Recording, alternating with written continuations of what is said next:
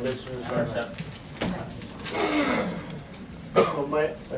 I raise one question? It's a very simple question I have.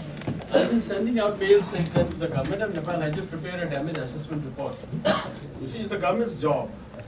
Back in 1977, when I was a young officer, this was done. And I don't know why the government is not putting that. I mean, you can update it every week, you can update it every day. But unless the government comes with the damage assessment report, you are just saying you need $200 billion, $300 billion. Look at the Haiti's example, which came in a lot of that. I sent it to you. They've put in $10 billion in the last 5 years, but nothing has happened. And the board is after. Can we address this when a little later? If we could just speak, we can have questions after that. No, that is the issue that we have problems in trying to address to a lot of our friends in India. Can I speak from here? Yes, Can yes. I, through you, make a request to the House? Sorry? Can I make a request to the House, if you permit? Sure.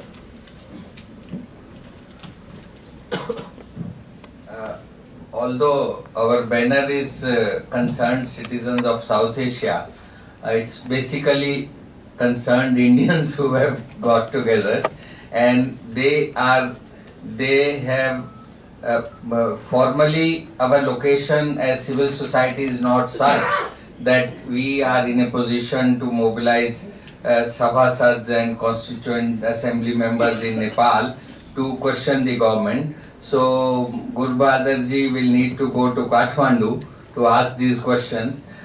We request everybody in the House what civil society is doing in Nepal and what we as civil society can do. This is not the time to make comparisons and have a kind of inquisition of the Nepali establishment. Probably it's too early and this is not the right forum. So I'll request all the members of this August gathering to focus on what we can do and to understand the ground situation. That's one point. The other is after chairperson, after your present, would you like to make inputs right now? So at some point of time, maybe after we have done our Nepal thing, after that we could do that. There was a meeting yesterday in Patna regarding Bihar and Nepal disaster, and they have set up a committee, and from Patna, two colleagues, one of the convener of this concerned citizen in South Asia from Patna has come. So Raghupati ji is here, and his colleague Dr. Habibullah Ansari, who is a psychologist, they are here. So at some point of time we have to listen to them. I wanted to begin with them, but since some of the Nepalis had to leave, but now we don't interrupt the Nepal discussion in between. Let us have it all thorough, and then after that we'll discuss Bihar situation and yesterday's meeting in Patna. Thank you, Vijayji, for giving me this time. I was able to come. I don't want to repeat what Mr. Uddhav and some of our colleagues already presented to you. You know the scale of devastation, and Indian media is quite visible there, and we can see almost every day what is happening there. Probably some may even say something, but of course I would like to appreciate what Indian people and Indian government try to do in Nepal. You know, when you do something to that scale, some people might find fault anyway. So I don't want to go into this, but I want to look into the bigger picture and positive picture of what they have done. I was just participating a day before yesterday, the military headquarters. They invited some of the representatives from different parties, and when they were the presentation regarding rescue and relief, they were telling us that after Nepali security forces, what they did in terms of rescue, then the second was the Indian rescue and support. So in terms of statistics, so after first efforts was the highest number of rescue was done by Nepali army and security forces, and second was the Indian, through Indian support. So I'd like to appreciate that. When this earthquake occurred, I was in my rural districts, rural home, which is Nuwakot, just north adjoining to Kathmandu city. And from my small hill home, I can see the whole long hill range, which is actually the border to the Kathmandu. It was in the straight line, it was almost 50 kilometers. You can see the smoke all over that hills, from the one point of this hill to another point, which is almost 50 kilometers long in a straight line. From that, I could see the scale of devastation. That is what all smoke throughout the hill. I couldn't see the Kathmandu because I was not there, but I can see in the rural area what happened. And day after, I was just touring all the villages and where people were having their last rites for their, near and dear who died. So I can see the kind of pain and kind of devastation. And almost all the houses are gone. Even those houses were standing. If you look through the helicopters, you may not see, but inside you cannot live. So almost, I would say 90% of the houses in Nuwakot are not usable. Probably same with other 5, 6, 7, 8 rural districts.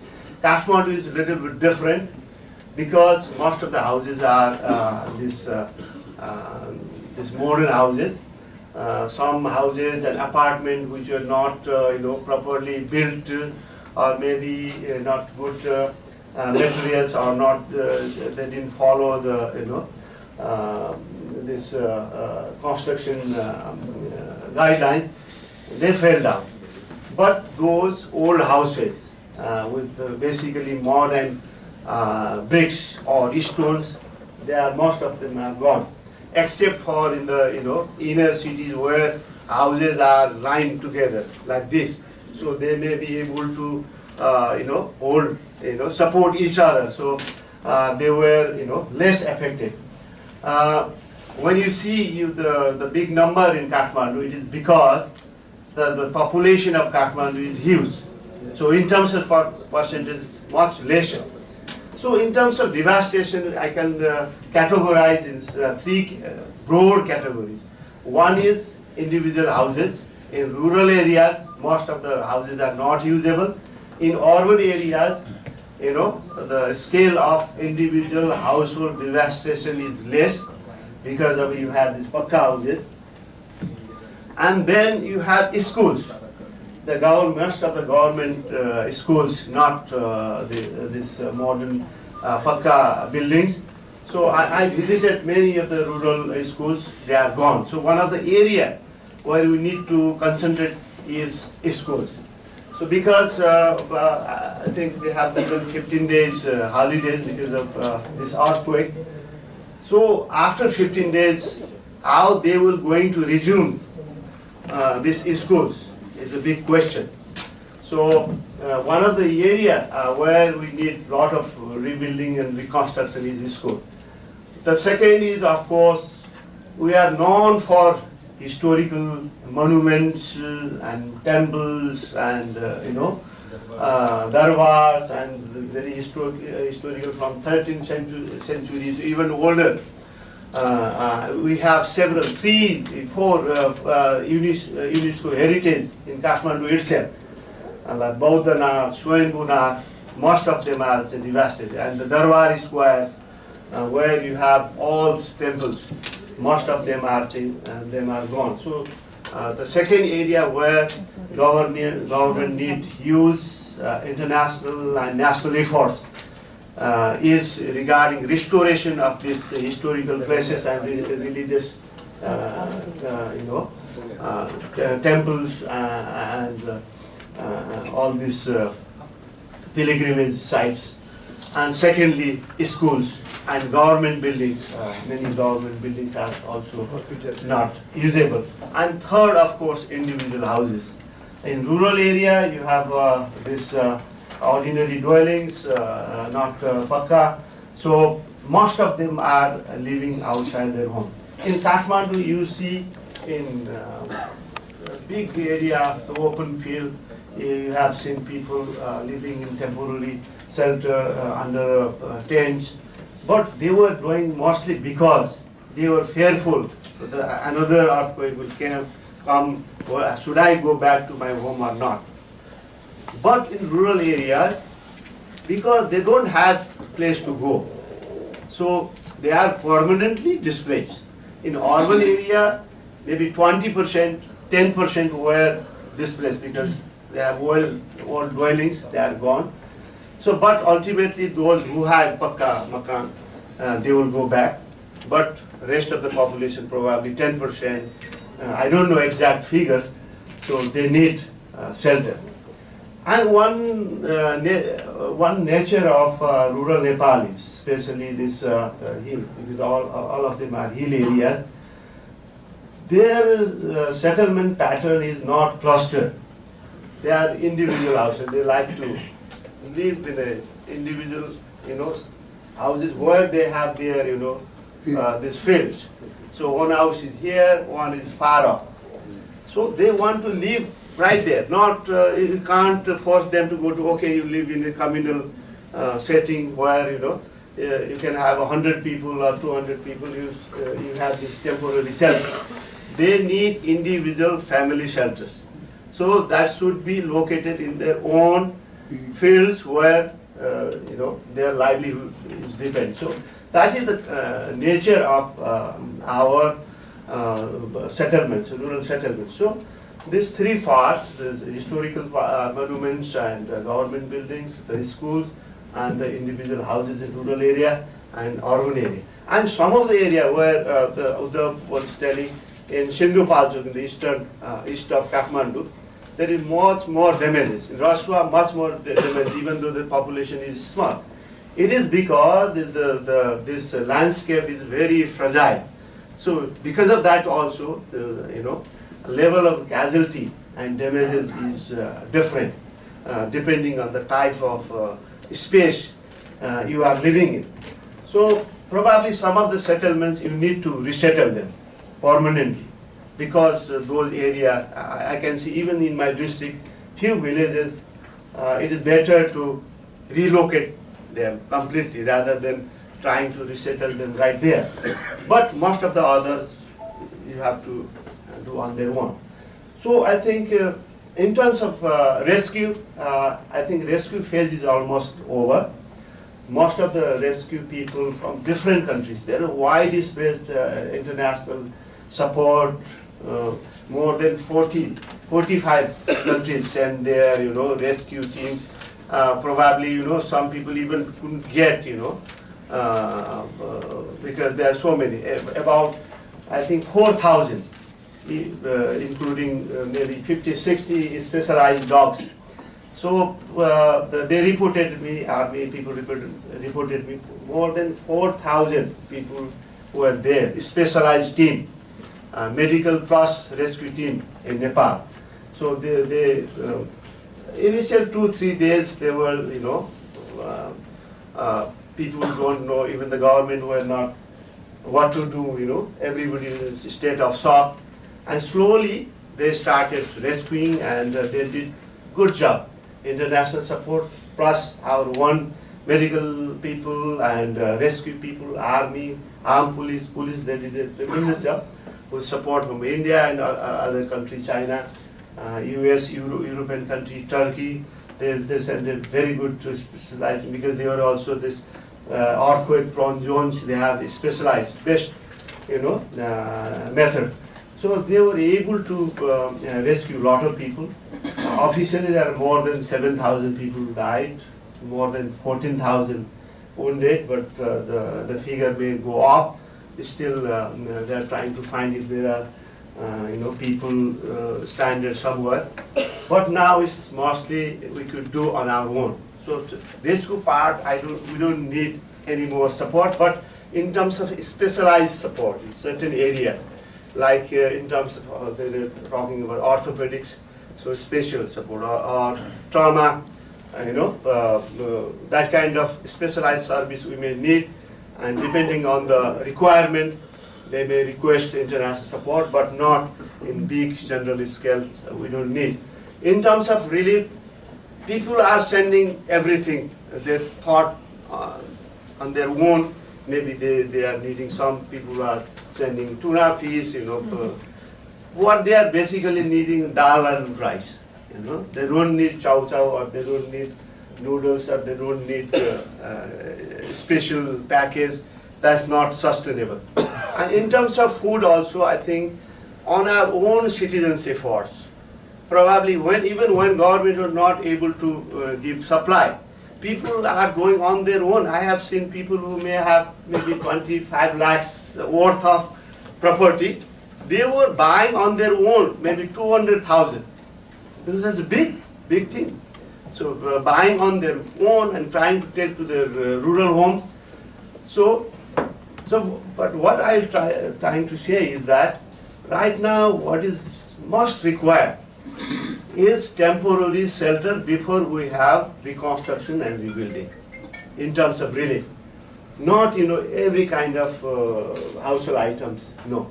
Because you have houses that is probably destroyed, or you have roof standing, but they can still take out their stuffs, their food, rices or whatever they have. So only in the upper hills you need food supply, and that we already are doing on people's own initiatives, some NGO and also government are also doing. So mostly what we need is now temporary shelter. In terms of temporary shelter also, now slowly international support and national effort is getting geared up and coming. For example, even West Bengal Chief Minister, she handed over 100,000 tents. Maybe a lot of other countries also providing. In a few days, probably in a week, maybe we'll have enough supply of tents. But probably even tent may not, be able to, protect their during this monsoon. And when you have huge wind and monsoon is coming, so maybe we need some better prefabricated things or something like that. And people can use their own partition with the bamboo and their own trees and something like that. So that is needed. So if our international and national efforts is geared towards this temporary shelter, that is most useful. So let us not focus in other areas.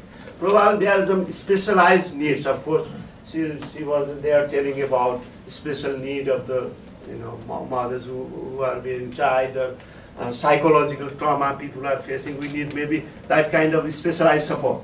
There are specialized area where we may need different kind of support, but that is for where you will find special people with special needs. But in general, temporary shelter is the need of the hour. And then we need to gear towards long-term reconstruction and rebuilding. So our long-term efforts and support need to be geared towards reconstruction and rebuilding.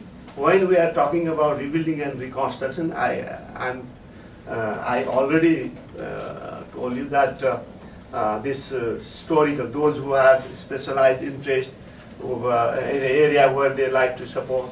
For example, some people like to, okay, Nepal is big in terms of this historical treasure. So let them focus their support towards the restoration of those historical monuments and religious sites. And those who want to support in terms of schools, there's special interest. So that is where you need to focus your support. Those who wanted to do small specialized support to women, children, they are talking about the old age home.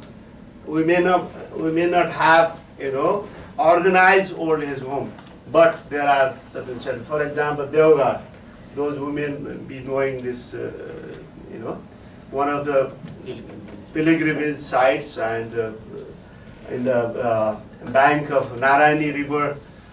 There are hundreds of old, when they, some become older, so they will themselves voluntarily go there and, erect small dwellings and there. But they are now, most of those are not usable. So somebody who likes to support that, they can do that.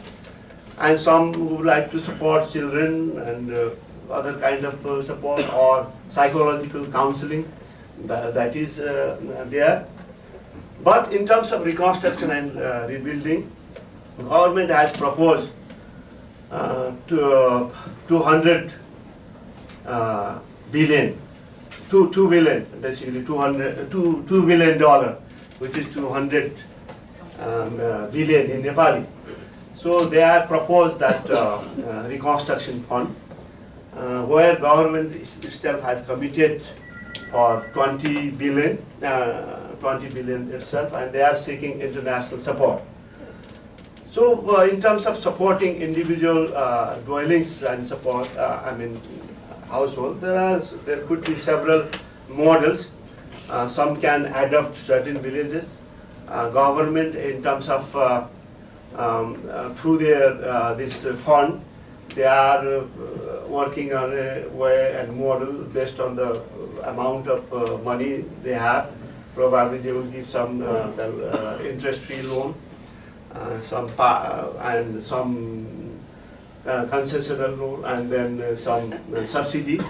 That kind of thing they are talking about. But NGO and other the company and industries, even they can adopt, okay, certain villages, okay, we would like to do this without duplication in coordination with the government. That they can do.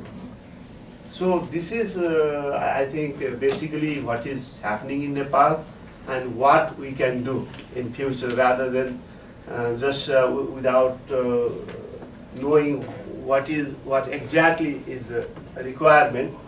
If you just send in the names of relief material, which may not be that relevant.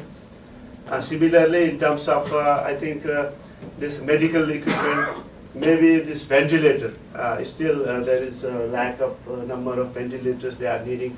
There are large number of wounded who are in the hospitals and temporary camps. Maybe that those who are interested in medical field, they can do that, and other kind of specialized support. And also like you have in the rural area now, there's almost no electricity. Most of our hydropower was stopped working because of the crack in the canals and this and that.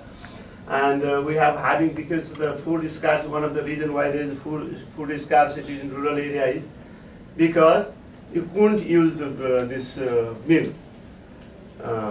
So that you have paddy, but you can't, So we stop using this traditional, we have this, we used to say this ghatta, this traditional, water mill, and you used to have a dhiki. In our own house, each household used to have their traditional way of grinding paddy and this and that. So, so with this modern technology, what happened was we forget our traditional, skills, and we don't know what to do anymore, and we throw away all those things, and so we are more and more dependent on technology. When this kind of disaster comes, and then we realize that if I had that, still we can use that, and we can survive. So that is what the kind of feeling people have. Now, in terms of governmental response, of course, our friend has already said there is a problem in terms of coordination, in terms of weak management. So the government support is not reaching in time. That's why earlier we said one-door policy, but we realized that government has realized that maybe that's the best way to do, because since we are not able to do it efficiently, why stop others? And the people are angry and are happy with this. So okay, do it. So this is the kind of situation that we are in, and these are some of the things I suggested that these are the area where if your efforts can be channeled either through for rebuilding and reconstruction, support the government fund, or if you don't think that okay, government machinery is the best way to do, you can use some of the NGO chapter or some organization where you feel that okay, I can trust these organizations better than this. Then in coordination with the government, they can do it. Thank you very much. Dr. Prakash, just a quick question. Medicines, is there enough supply of medicines? Yeah, actually oversupply. From my That we only specialized service. I talk about maybe like those with